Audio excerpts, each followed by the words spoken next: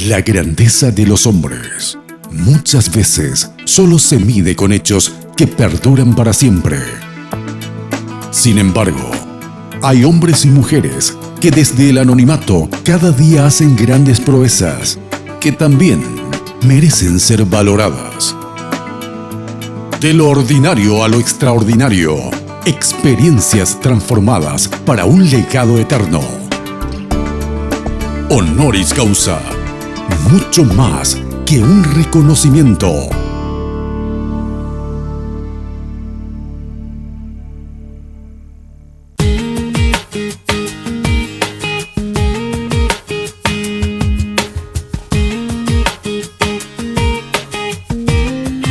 Señores, es un placer iniciar nuevamente un encuentro muy especial aquí en Honoris Causa a través de Red Guaraní, el canal de la familia. Tenemos el privilegio de estar en esta oportunidad conversando con el pastor Wesley Fer y él estará dándonos un poco el panorama amplio y especial que tenemos para compartir con todos ustedes aquí en Honoris Causa. Pastor, ¿cómo estás? Gracias por recibirnos. Muy buenos días. Realmente para mí es un placer, Darío, estar en tu programa y esperemos que seamos de gran bendición para todos los que nos ven. Muchos saludos para todos. Estamos disfrutando de este rico y calentito mate, vamos a seguir haciéndolo y fundamentalmente para que conozcamos un poco de tu trayectoria, de tu trabajo misionero, de tu experiencia también como papá, como pastor junto con tu esposa. ¿Hace cuántos años en el ministerio? Hace 12 años que estamos pastoreando en Limpio. Empezamos una iglesia ahí, Iglesia La Antorcha. En realidad empezamos con una persona en una casa y fue creciendo, desarrollándose hasta lo que es hoy, ¿verdad? Toda una iglesia ya. Sí. ¿Tu llamado misionero, tu llamado pastoral, cómo se dio? Y mi llamado lo recibí en realidad cuando yo tenía 10 a 12 años. Recibí una fuerte convicción de que yo estaba llamado para las misiones viendo una película de Hudson Taylor y después el Señor me lo confirmó con un texto de Ezequiel capítulo 3, 17 donde dice: Hijo de hombre, te he puesto como centinela de la casa de Israel, tú vas a ir y vas a amonestar a la gente para que se convierta de sus malos caminos, ¿verdad? Esa palabra fue rema para mí, ¿verdad? Traspasó mi corazón y yo estaba seguro que el Señor me estaba llamando a algo poderoso, ¿verdad? ¿Y tuviste la oportunidad también de formarte bíblica, teológicamente? Sí, yo pasé por SEMTA, en realidad en el 89, hice 89, 90, 91 en el seminario SEMTA. Después volví a reforzar un poco en el 2001, así que 4 años estuve en el seminario. ¿Y tu experiencia que ha sido allí dentro de esa institución, de qué manera ha marcado tu vida ministerial, tu vida personal también? Lo que para mí, a mí me parece muy importante es las diferentes materias que a uno le ayudan a enseñar y a entender mejor la palabra, ¿verdad? Ahora bien, pastor, tuviste la oportunidad de casarte. ¿Dónde conociste a tu esposa? Y mi esposa es chaqueña, Ajá. sí, de Loma Plata, la conocí ahí.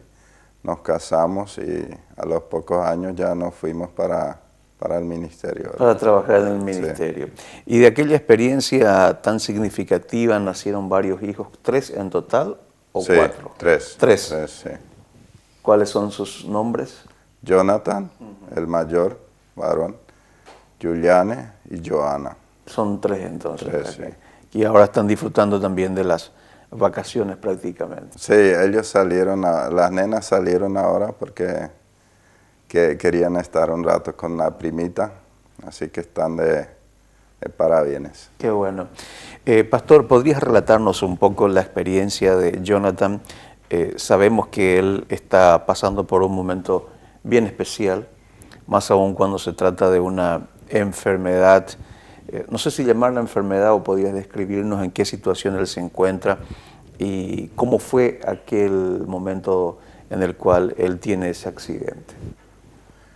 Fue así que hace En realidad ya casi 5 años, en septiembre, creo que fue el 27. El 27 va a ser 5 años, que nos fuimos al Chaco por un fin de semana. Y sucedió así que ahí en el Chaco él se cayó de una hamaca y tuvo una fractura a la altura de la nuca. Y entonces hubo muchas situaciones fuertes ahí para nosotros, ¿verdad? Y muchas situaciones al mismo tiempo gloriosas donde Dios se manifestó, ¿verdad? Cuando él se cayó, mi esposa escuchó una voz, miró a su alrededor y no vio a nadie. Esa voz decía, respirale a tu hijo, claramente. Cuando llegamos al hospital, ellos dijeron que era muy difícil, imposible que sobreviviera sin esa respiración. Le respiró todo el camino, ¿verdad? Así fueron en todo ese caminar, en esos 5 años, muchas cosas sobrenaturales que el Señor nos reveló, nos permitió vivir, ¿verdad? Para mostrarnos que Él está con nosotros, ¿verdad? O sea, a partir de ahí empezó otra vida. A partir de ahí nosotros estamos bastante encerrados, ¿verdad? Tal es así que cuando ella se va a la iglesia yo me quedo a cuidarle, o cuando yo me voy a predicar ella se queda a cuidarlo. Hace 5 años no salimos juntos, pero aquí en casa nosotros sabemos lo que queremos, sabemos quién está con nosotros, y hay una armonía fluyendo, aunque hay ciertas restricciones que no podemos disfrutar lo que otros disfrutan, ¿verdad? Y también hay muchos gastos, ¿verdad? Que implica el cuadro con respirador, con toda la fisioterapia, todo lo que implica, ¿verdad? Después de aquel accidente estuvimos 9 meses en terapia intensiva, ¿verdad? 9 meses. 9 meses. Eso fue el tiempo más fuerte, donde los primeros 3 meses donde Jonathan estaba consciente, pero no podía hablar, no podía moverse nada. Ahora mueve bien su cabeza, habla bien, estudia, no perdió ni un año de estudio, está en 8º ahora y está haciendo re bien su curso, ¿verdad? Pero 3 meses no pudo sacar ni una palabra por falta de aire, ¿verdad? Esos fueron los meses más difíciles porque a veces él quería comunicarnos algo y no podíamos entenderlo, ¿verdad? Ese momento en que tu esposa escucha esa voz de que debía pasarle aire, ¿ustedes estaban en el Chaco y de ahí fueron al hospital en el Chaco o directamente vinieron a Asunción? Fuimos al hospital en el Chaco y circunstancialmente me encuentro con el pastor Walter Neufeld, que no vive en el Chaco, ¿verdad? A la vuelta del hospital, o sea, en el hospital Filadelfia le encuentro, él me dice, me declara una palabra, si tu hijo va a servir a Dios, va a vivir. Eso me dijo, así rápido. Así. Sí. Y él vivió, él vive. Él vive. Él vive para contar la gloria de Dios. Ese proceso de 9 meses, ¿dónde se vivió? ¿Acá en Asunción? Sí, en el Hospital Bautista. Y estuvo 9 meses en terapia intensiva prácticamente. Sí, en realidad él sigue siendo de terapia intensiva, pero lo tenemos todos los aparatos aquí. Ajá. O sea, lo tienen, vamos, prácticamente aquí en la casa. Sí. Ahora, una de las cosas que como papá y también como esposo, como familia, diríamos, afrontar esa situación fue bastante difícil y bastante delicado. Ver a tu hijo que prácticamente estaba ahí postrado en cama y más aún con una situación o con un cuadro que uno prácticamente no sabía cuál era el propósito, cuál era ese aspecto tan circunstancial, diciendo, ¿será que mi hijo va a salir de esta? Quiero que, por favor, puedas pensar en la respuesta, Pastor Wesley. Vamos a ir a una breve pausa. A la vuelta estaremos compartiendo lo que Wesley está abriéndonos su corazón al contarnos lo que ellos han experimentado. Ya volvemos. aquí estoy yo.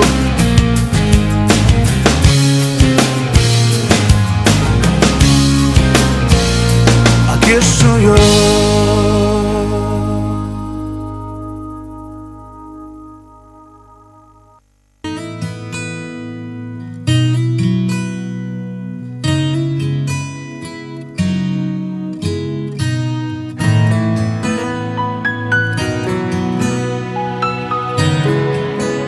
Seguimos aquí en Honoris Causa compartiendo con todos ustedes esta programación y conociendo lo que han experimentado, en este caso el matrimonio Ferd con su hijo Jonathan, compartiendo a través de Red Guaraní, el canal de la familia. Pastor Wesley, 9 meses en terapia intensiva en un hospital privado. Una parte es la cuestión económica, otra parte es todo el desafío emocional, espiritual, porque está bien si son 9 días, pero 9 meses y aún él continúa en un estado de terapia, pero en este caso aquí en casa. ¿Cómo lo viviste? ¿Cómo ustedes pudieron enfrentar y soportar todo eso? Yo creo que soportar y enfrentar es mirar a Jesús. No hay ningún otro camino. Yo creo que cada vez que mirábamos las olas, así como Pedro cuando salió de la barca para caminar sobre el agua, él se hundía. Cuando miraba a Jesús, caminaba sin problema sobre el agua. Y eso es nuestra realidad, hasta hoy día. Mientras nosotros miramos a Jesús, caminamos sobre el agua. Nos ayuda muchísimo. La palabra de Dios es la misma, ayer, hoy y siempre. El Señor Jesús vino a sufrir, vino a pagar el precio por nuestros pecados, por nuestras enfermedades en la cruz. Él venció, ¿verdad? Entonces, lo que a mí me ha ayudado muchísimo, yo he estudiado la palabra a profundidad. En el hospital yo leí los evangelios, porque la Biblia dice que la revelación perfecta del Padre es Jesús. Entonces es importante saber qué hacía Jesús cuando alguien con mi situación venía a Él, ¿verdad? Y no encontré ni una sola historia donde Jesús ignoró la situación, la dificultad de la persona y dijo, mira, ¿sabes qué? Esto no es para ti. Lo que Él sí pedía es fe, ¿verdad? Pero Él siempre intervenía favorablemente. Es más, varias veces menciona que y traían a muchos enfermos a Jesús y todos eran sanados. Ese mismo relato encontramos repetidas varias veces en Hechos de los Apóstoles. O sea, no terminó con Jesús, porque Jesús mismo dijo, ustedes harán las mismas obras que yo y aún las harán mayores. Mira, Darío, para mí, si hay una cosa imposible creer, a mí me es imposible creer que Jesús no lo quiere hacer. Para eso mi fe no alcanza. Mi fe alcanza para creer que Dios lo va a hacer y lo va a hacer pronto. ¿Sabes qué? Vos sos papá, tenés varios hijos, Darío. Entonces, cuando tú le compras un regalo a tu hijo, tú le quieres dar ese regalo, ¿no es cierto? Tu hijo tiene que venir y tiene que agarrarlo, ¿verdad? Si tu hijo no lo agarra, entonces tú lo diste, pero él no lo agarró, pero tú lo diste, porque tú lo compraste para darle. ¿Sabes que Jesús, la Biblia dice que Él llevó nuestras enfermedades, Él llevó nuestro dolor para que nosotros podamos tener paz? También dijo Jesús que el diablo vino para robar, para matar, para destruir, pero Jesús vino para que tengamos vida y vida en abundancia, ¿verdad? Entonces yo entiendo así, bajo la cruz está el regalo que mi familia necesita. Está comprado, está pagado. Él ya lo pagó. Ahora, lo que muchas veces a nosotros nos cuesta, como que estamos en un país donde no hay muchas experiencias porque no hay mucha fe en esa área. Hay que hacer una conquista. Pero bajo la cruz está pagado la sanidad de mi hijo. Eso yo creo firmemente. Y la sanidad de todos los que nos miran y los que necesitan un milagro. Está pagado en la cruz. Yo quiero animar a todos los que están luchando con algo similar, que no se entreguen. La única manera de perder es perder la fe, porque todo se conquista por fe.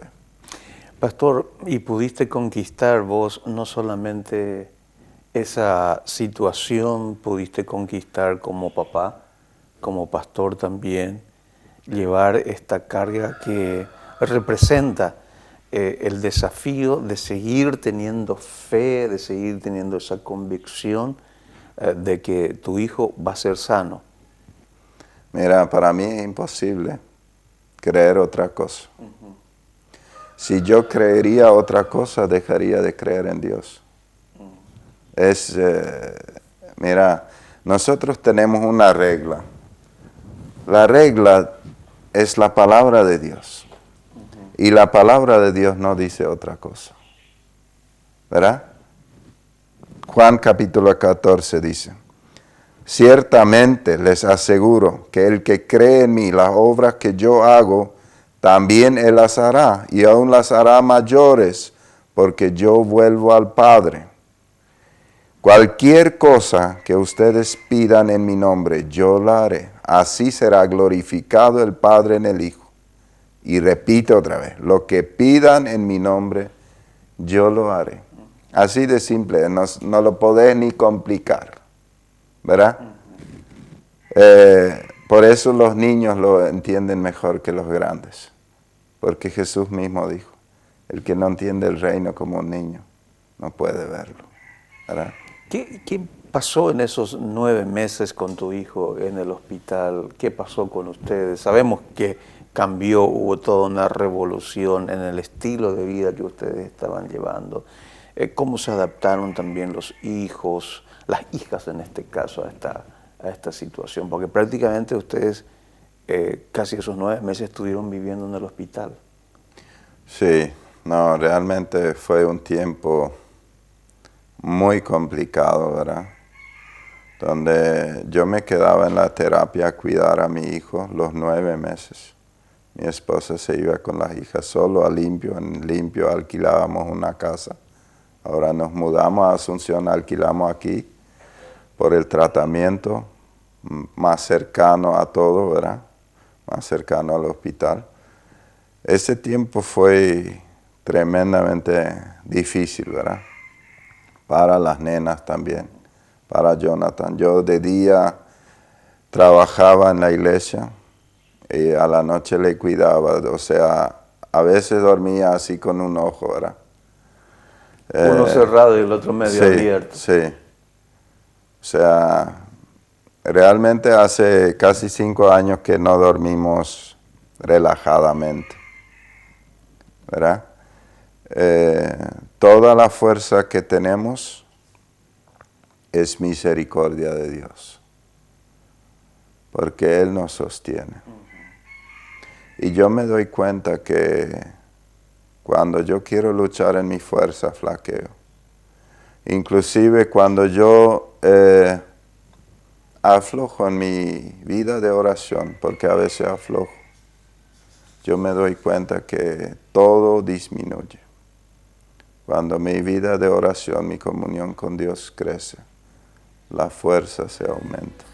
De todo esto vamos a seguir hablando, Pastor Besley. Nos encanta escuchar esto y ver también algunas imágenes que estamos viendo de la situación que está viviendo en este caso el Pastor Besley con su señora esposa, bueno, toda la familia Fer. Vamos a ir a una breve pausa y ya volvemos.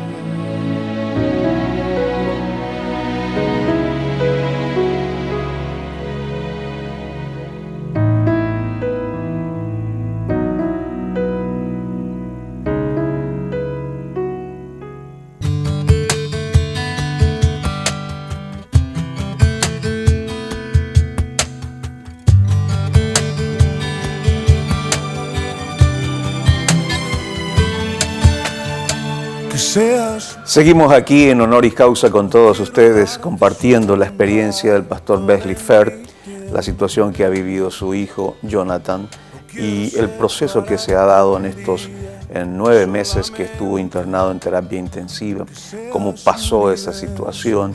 Hoy ya lo tienen aquí en su casa, compartiendo todavía en ese proceso de recuperación y confiados en que Dios hará su obra completa en la vida, porque esa es la esperanza y la fuerza que te mantiene a vos como papá, a ella como mamá, vivos y entregados también al Señor.